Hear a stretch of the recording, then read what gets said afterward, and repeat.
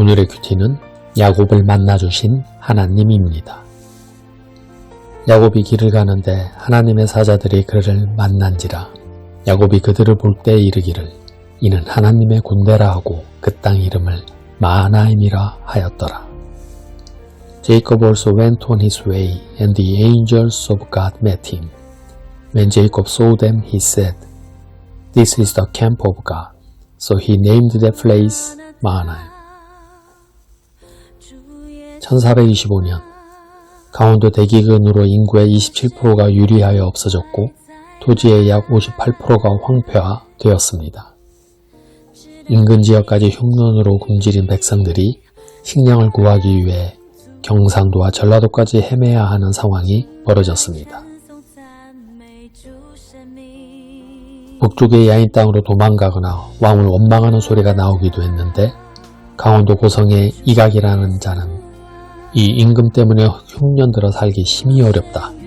내가 왕이 되면 등과 같이 민심이 흉흉했습니다.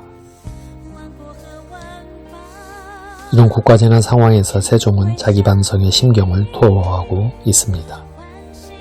내 들은 임금이 덕이 없고 정세가 고르지 못하면 하늘이 재앙을 보여 잘 다스리지 못함을 경계한다 하는데 내가 변변하지 못한 몸으로 신민의 위에 있으면서 밝음을 비추어주지 못하고 조용히 허물진 까닭을 살펴보니 죄는 실로 나에게 있다. 마음이 아프고 낯이 없어서 어떻게 할 줄을 알지 못하겠다. 마녀사랑이 시작되던 1500년 유럽은 기후변화로 대기근이 이어지면서 많은 사람들이 굶주렸습니다. 유럽 인구 30% 이상의 목숨을 앗아간 흑사병이 가라앉지 않고 있었고 가축들도 전염병으로 죽어갔습니다. 또 마틴 루터의 종교개혁이 시작되며 신교와 구교 대립으로 사회가 혼란스러웠습니다. 이러한 상황에서 이 모든 불행의 원인이 악마와 계약한 마녀 때문이라는 주장이 나옵니다. 유럽에서만 5, 6만 명이 넘는 사람들이 마녀로 몰려 잔혹한 고문 끝에 숨졌습니다. 1486년 출간된 말레우스 말레피카움은 라틴어로 마녀를 심판하는 망치라는 뜻입니다. 독일 도미니크 수도의 사제가 썼으며 마녀를 찾아내는 방법과 처벌하는 규정을 담고 있습니다. 이 책은 출판 후 30여 년 동안 3만 권이 팔려나갔고 마녀 사냥이 본격적으로 이루어지는 시기에 3만 권이 더 팔렸다고 합니다. 당시 개발된 구텐베르그의 인쇄술 덕분에 성경이 대량으로 제작돼 종교개혁의 불길이 번지는 계기가 되었다면 마녀 사냥의 이론적 배경을 담은 책자 역시 불티나게 팔려나간 것은 역사의 아이러니가 아닐 수 없습니다. 1821년 8월 13일 평안감사 김유교가 조정에 다음과 같이 보고했습니다. 평양부의 성 안팎에 지난달 금음사이 갑자기 괴질이 유행해 토사와 관격으로 잠깐 사이에 사망한 사람이 10일 동안 무려 1000여 명이나 됩니다. 이 약도 소용없고 구제할 방법도 없습니다. 목전의 광경이 매우 참담합니다. 전파 속도는 놀라웠습니다. 평안감사 보고가 조정에 도착한 즈음에 귀질은 이미 서울에 침투했습니다. 1822년 9월 말 괴질은 제주도 포함 조선 팔도를 감염시켜 제주에서만 2,000명 넘게 사망했습니다. 이 괴질의 정체는 콜레라였습니다. 원래 이 인도 벵골지방 풍토병이던 콜레라가 영국의 식민 지배 후 1820년 30년대에 전 세계로 퍼졌습니다. 전염병이 창궐하자 국왕 순조와 대신들은 사악한 기운 때문에 괴질이 발생했고 국정 최고 수행자로서 자신들의 정치 행위에 잘못이 있다고 말했습니다. 이는 국가적 재난과 재앙에 대한 조선 위성자들의 기본 자세였습니다. 순조는 평안도와 항해도에서 콜레라가 급속히 번진다는 소식을 접한 지 이틀 만에 감옥에 있는 죄수 가운데 죄질이 가벼운 자를 석방했습니다. 그리고 다시 이틀 후에 도성에서 여제를 지낼 것을 지시했습니다. 여제란 역병과 변괴를 부른다고 믿었던 여귀에게 올리는 제사입니다. 콜레라는 당시 세계적 현상이었습니다. 유럽인들도 조선 사람들과 똑같이 극한의 공포를 느꼈습니다. 1830년대 콜레라가 모스크바에 들어갔을 때 감염자 사망률은 50%를 넘었습니다. 어떤 약도 소용이 없고 불과 며칠 사이에 탈수를 일으켜 초췌해지면서 죽음에 이르는 것을 보면서 공포는 극에 달했습니다. 로베르트 코우가 콜레라균을 관찰한 건 1885년입니다. 세균의 존재를 알게 된 지금 우리의 눈으로 보면 전염병이 퍼지는데 제사를 지내는 행위를 합리적인 대응이라고 할 수는 없습니다. 그렇다면 이제 우리는 전염병이 동반하는 비합리적 공포를 이겨낼 만큼 합리적이 되었을까요? 한 사회가 맞는 진정한 위기는 대개 위기 요인 자체보다는 그에 대한 잘못된 대응에 의해 가속된다고 합니다. 질병은 예나 지금이나 개인을 넘어 정치적, 사회적 문제입니다. 조선왕조는 재난이 발생하면 사회를 재점검할 기회로 삼았기에 500년 역사에 이어갈 수 있었습니다. 재난과 위기 상황 속에서 그리스도인의 책무는 하나님의 사랑을 실천하는 것이지 누군가를 비난하고 정죄하며 속죄양을 삼는 것은 진정한 크리스천이 아니라고 생각합니다.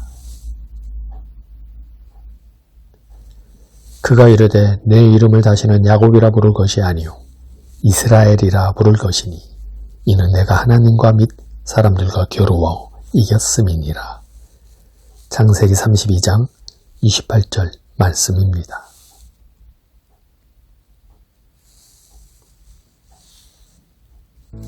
冷清的武汉大街笼罩在灰蒙蒙之中，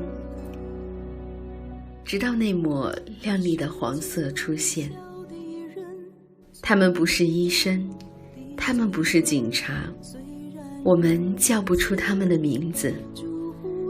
厚重的防护服阻碍着，使我们看不清他们的脸庞。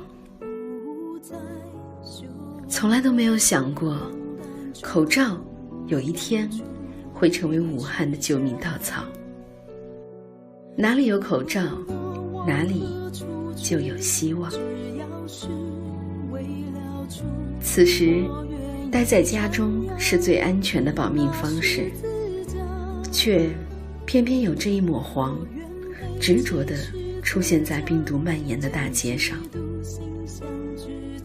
他们是平凡的不能再平凡的普通人，没有后方提供保障，没有厂家提供物资，只是因为心中那股坚定的信仰，自发地给路人免费送口罩。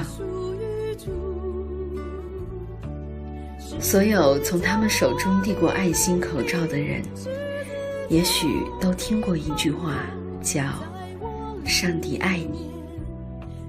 一时间，所有的人都知道了他们有个共同的名字，叫基督徒。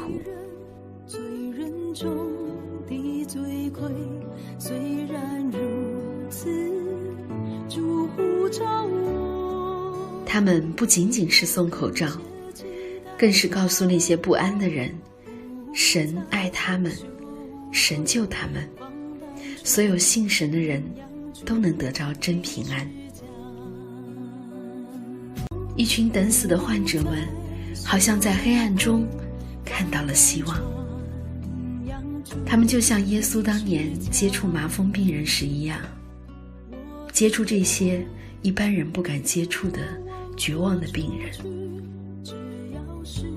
他们告诉他们要相信神，告诉他们在绝望中只有神能拯救他们。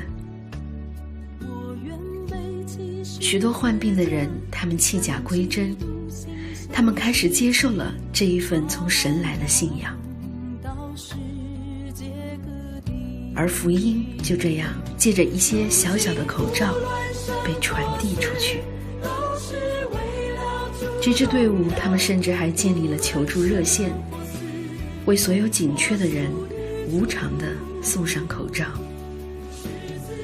武汉经历这么大的艰难，我们基督徒带着上帝的爱来安慰你们。将这小小的口罩免费的送给你们，表达一份上帝的爱心，上帝而来的爱心。愿上帝祝福你们，愿上帝祝福武汉平安。即使在如此人心惶惶的时刻里，他们福音的脚踪却如往常一样，甚至迈得更坚定了。他们才是风浪中的平安者，将神所赐的真平安见证在这块无处安息的土地上。在风雨中，真平安才显得珍贵；在患难中，神的军队才显得与众不同。武汉在遭遇到人意想不到的灾难的同时，意想不到，神也正在为武汉打开救恩的大门。